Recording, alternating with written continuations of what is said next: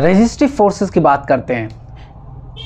अगर कोई ऑब्जेक्ट किसी मीडियम में चल रही हो, माना कि कुछ गिर रही है हवा में, तो हवा उसको रोकती है, जितनी तेज़ी से गिर रही होती है उतनी तेज़ी से रोकती है। और ये बात डिपेंड करती है कि वो ऑब्जेक्ट का शेप कैसा है और ऑब्वियसली साइज कैसा है, और ये भी कि अगर वो ऑब्जेक्ट अगर हवा में ना गिर के पानी में अगर गिरती तो कुछ और रोका जाता उसे। इन फोर्सेस को हम एयर ड्रैग के रूप में या अदर बहुत सारे रूप में हम रेजिस्टिव फोर्सेस कहते हैं।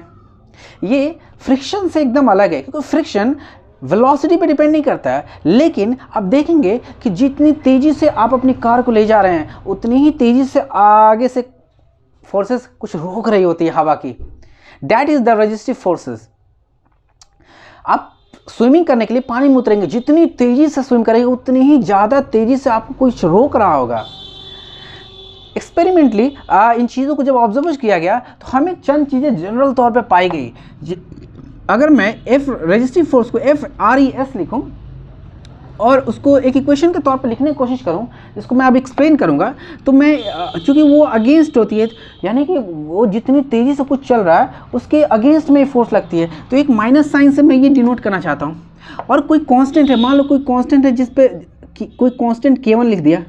क्यों लिखा ये समझ में आ जाएगा। ये कोई कांस्टेंट है जिस पे वो डिपेंड करेगी ये फोर्स, यानी कुछ फैक्टर्स हैं जैसे कि शेप, जैसे कि साइज, जैसे कि डेंसिटी, या इसके अलावा भी बहुत सारी फैक्टर्स इस पे डिपेंड करती हैं। देखा गया था कि वो वेलोसिटी के प्रोपोर्शनली थी, यानी कि जितनी तेज़ी से जा रहे थे उतनी ही तेज़ी से रोक रही थी। और ये भी एक्सपेरिमेंटल चीज़ है और ऑब्जर्वेशनल चीज़ है। देखा गया कि एक और टर्म भी इसमें आती है, यानी कि ये रेजिस्टिव फोर्स एक और टर्म भी इस पर डिपेंड करती है, जिसको अगर मैं K2 उसके कांस्टेंट के लिख दूँ, और वो टर्म एक्चुअली वेलोसिटी के स्क्वायर थी, यानी कि बहुत ज़्यादा तेज़ी से बढ़ रही थी वो टर्म। ये कुछ ऐसा है जैसा कि क्वाड्रेटिक इक्वेशन होता है x² + bx + c, यानी कि हम किसी फंक्शन को किसी क्वाड्रेटिक इक्वेशन के जरिए भी लिख सकते हैं। क्वाड्रेटिक इक्वेशन का ये मतलब होता है कि इस पे भी डिपेंड करेगा और इस टर्म पे भी डिपेंड करेगा। This is our first term, this is our second term. लेकिन वो सिचुएशंस होते हैं। आगे बढ़ते हुए हम समझेंगे कि अगर मैं यूँ कहूँ कि एक वेक्टर अगर 3 डायमेंशनली बात करता तो मैं इसको यहाँ पर एक यूनिट वेक्टर लगा देता, यानी कि ये जो फोर्स है इस यूनिट वेक्टर की डायरेक्शन में होगा। लेकिन चूंकि यहाँ माइनस है, यानी रिजल्ट जो क्या आएगा माइनस में आएगा, ये माइनस ऑफ दैट, यानी कि अगर वेलोसिटी इस तरफ है तो उसके अगेंस्ट में लग रहा होगा ये फोर्स। तो अगर 1 डायमेंशनली बात करूँ तो इसको हटा देता हूँ, तो ये हमारी इक्वेशन आ जाती है। ठीक है, अब इसे समझते हैं कि क्या है। अगर मैं आपको कहूं कि हमारी कार की स्पीड 60 माइल पर आवर है।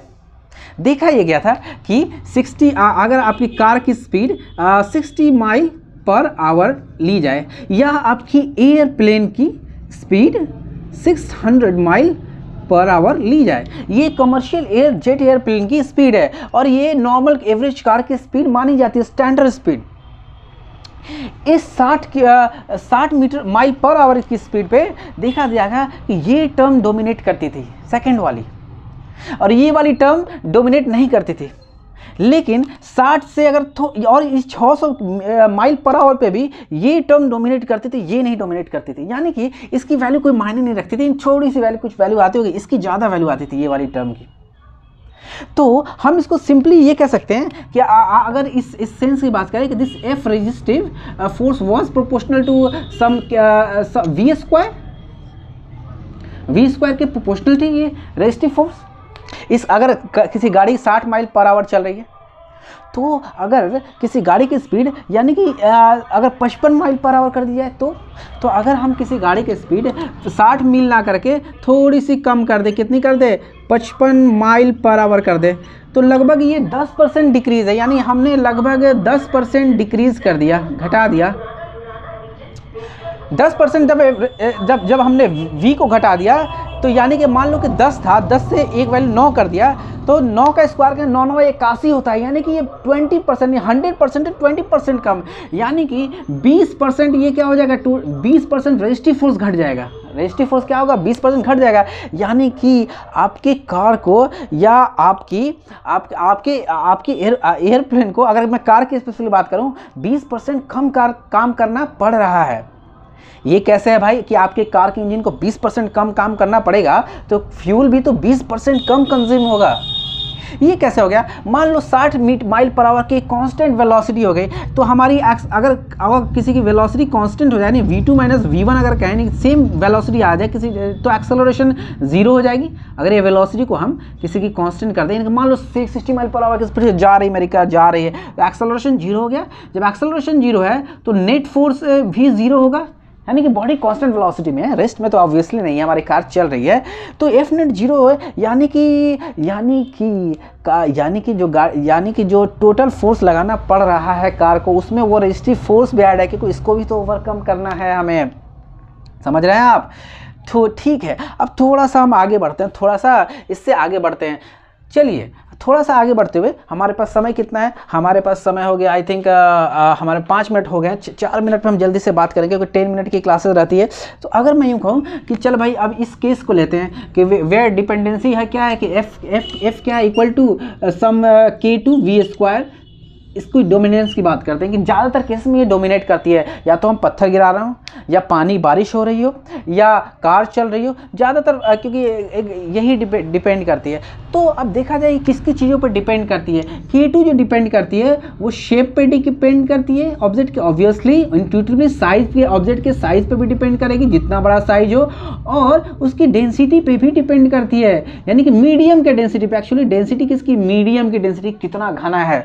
तो अगर हम ये कैलकुलेट करना चाहें कि मान लो कि हमारा जो ऑब्जेक्ट है वो एट 1 एटमॉस्फेरिक एयर पे, एटमॉस्फेरिक प्रेशर ऑफ एयर पे मौजूद है, और हमारी यह है कि एयर की बात हम कर रहे हैं अगर, तो अगर हम ये कह दें कि इस K1 को और K2 को डिफाइन कर दे, डिफाइन कैसे कर दे कि हम ये सब डिफाइन कर दे, तो कोई हमारी स्फेरिकल ऑब्जेक्ट है जिसकी रेडियस r है, यानी कि मान लो कि कोई पत्थर ही हम गिरा रहे हो, ठीक है, रेडियस क्या इस ऑब्जेक्ट की r है। अब हम इस पत्थर को 1 एटमॉस्फेयर एयर में और 1 एटमॉस्फेयर के प्रेशर पर इस स्फीयर को क्या कर रहे हैं हम कि फॉल करा रहे हैं, ठीक है।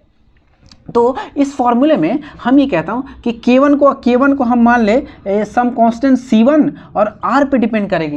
ये ऑब्वियसली बात है, ऑब्जेक्ट के शेप पे और साइज पे डिपेंड करती है, तो ये वाली वैल्यू में R भी आएगी, यानी कि इसकी रेडियस डिफाइन होगी। और ये K2 वाली वैल्यू में देखा गया कि अगर मैं C2 कोई कांस्टेंट मान लूँ कि C2 में अदर वैल्यूज भी इस पर डिपेंड करेगी, तो एक R² पर डिपेंडेंसी साबित होती है। क्यों भाई? R² से मतलब कुछ एरिया का सेंस आता है। एक्चुअली बात है जब गिरेगा तो सामने वाले फेस पे रोक रहा होगा ना। ये कुछ ऐसा है कि अगर ये ऐसे जा रहा है, मान लो ये ऐसे जा रहा है, गिर नहीं रहा, ऐसे जा रहा है, तो इधर से हवा लग रही होगी, तो इसके फेस पे, ये फेस पे लग रही होगी, इस फेस पे, तो जिस R² डिपेंडेंसी यहाँ से साबित होती है। अच्छा, ये भी देख रहे हैं कि तो इस फॉर्मूला को थोड़ा सा हम चेंज कर दें तो हम ये कह सकते हैं कि F resistive was equal to C2 R² V², ये हम कह सकते हैं, where C2 was some constant।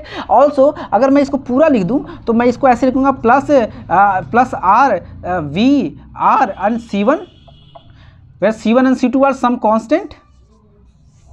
ठीक है, देखा गया था एयर में, यानी कि if I am time is not running late, देखा गया था इस C1 की वैल्यू, C1 की जो वैल्यू देखी गई थी वो 3.1 × 10⁻⁴ kg पर मीटर पर सेकेंड देखी गई थी। और इसकी जो वैल्यू जो कैलकुलेट की गई है, यानी कि किसी हवा में 1 एटमॉस्फेयर पे, ठीक है, इसकी वैल्यू जो 0.87